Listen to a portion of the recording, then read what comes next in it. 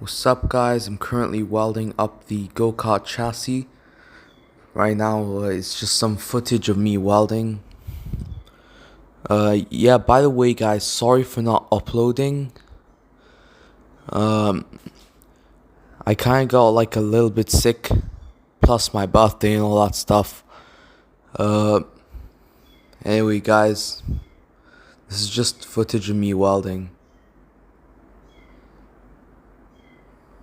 It's sped up 5 times though. And then it broke, so then I had to redo it. I went over again after the video was finished, so that I could really just make sure that it lasts. Then I really have to add a reinforcement rebar and some more rebar. Then I have to figure out how to connect the steering rod to the pieces of the steering system, the steering column, not the steering bar.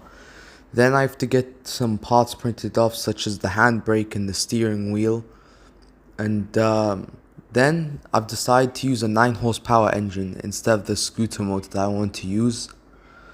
And the systems I've decided to use are a centrifugal clutch and a CVT, continuously variable transmission, since those are automatic, simple to use, and pretty easy to install.